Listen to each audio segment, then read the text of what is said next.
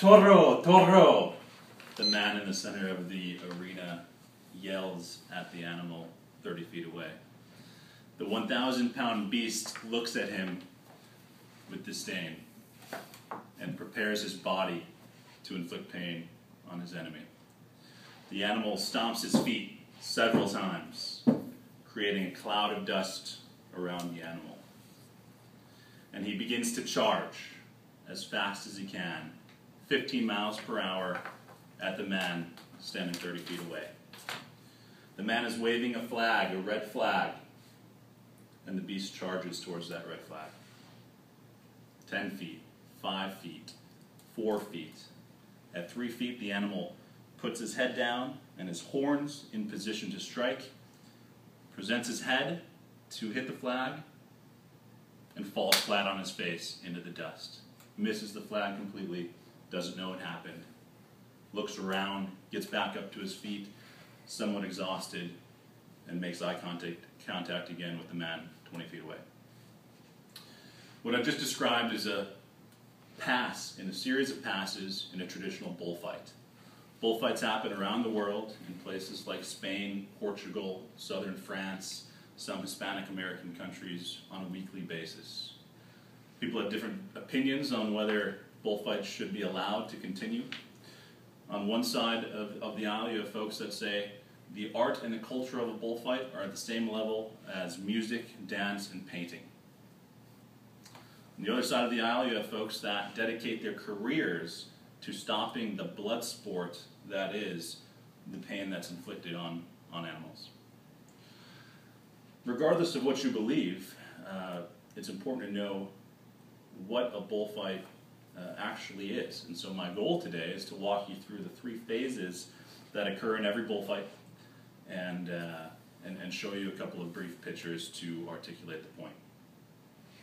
So how does a bullfight begin? First and foremost, there is a great formality behind bullfights.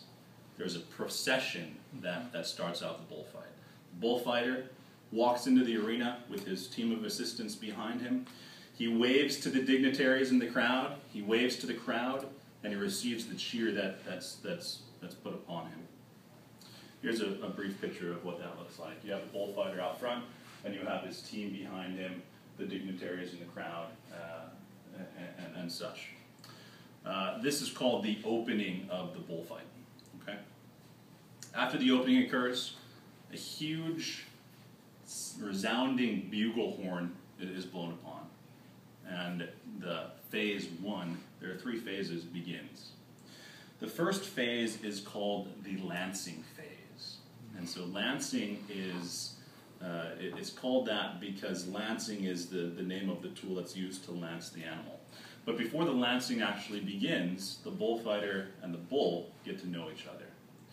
They get to know each other by doing several passes. The bullfighter has a very large flag, and this is traditionally what you think of when you think of bullfighting. There's a flag, a man holding that flag, and a bull charging in the flag. They do that several times. This is what it looks like. This is traditionally what you would see in the beginning of a match where they get to know each other, and the crowd cheers, of course, when this occurs.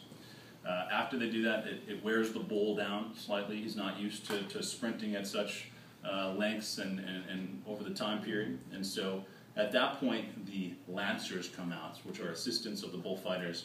And these men are riding on horseback traditionally, and they have a spear in their hand. The bull charges the horse, and the man on the horse actually takes the spear and creates a wound to the bull. And this is traditionally what that looks like. You've got the man on the horse creating that wound in the back of the bull's neck. And so that completes the first third of the event. And by the way, I want to give you a preview of coming attractions. The bull does die at the end, and so it does get slightly more specific. So if that's something you want to step out of the room for, please know that that's coming down the line. The second third of the 3 thirds that occur is called the lancing, or the barbed stick third. And so Barb sticks are literally wooden sticks that are about 3 feet in length that have a metal hook on the end. And so these also are meant to wound the bull, but there's also an artistic perspective to it. So when it actually occurs, you'll see the bullfighter with nothing in his hand except him and the bull and these sticks do things like this, where he goes like that while the bull is trying to charge at him. And so a brief picture of what that looks like is the artistic, the guy's in the air, and the bull is running at him. And so that's the second third of the procession of thirds or phases of the event. And the last phase is the phase of death, or the third of death, where the bullfighter is alone with the bull, and the bull is also trying to be worn out by the bullfighter. So there are several runs at the bullfighter. The bullfighter has a smaller flag in his hand, and so several last runs, 2 and 3. By that time, the bull is very worn out. So the bull is dizzy, has lost a lot of blood, and is at the point where he can hardly stand. And so there's just a picture of kind of the last run-throughs of the bullfighter, or of the bull. And so at this point, we mentioned he's tired, he's wounded, he can barely raise his head. And so at this point, it's time for the bullfighter to kill his target.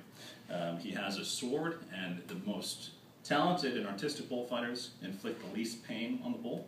And so the idea is that as the head of the animal lowers from being tired, the bullfighter will put the sword directly into the aorta and kill the animal. And so this is just a picture of the sword and the bullfighter before he does that.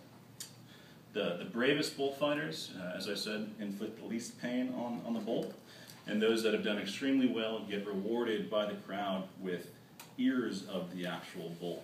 And so here's a quick picture of a very well-known bullfighter with his trophies. So regardless of what you think of the morality of bullfighting, I want to leave you with a quote by Ernest Hemingway.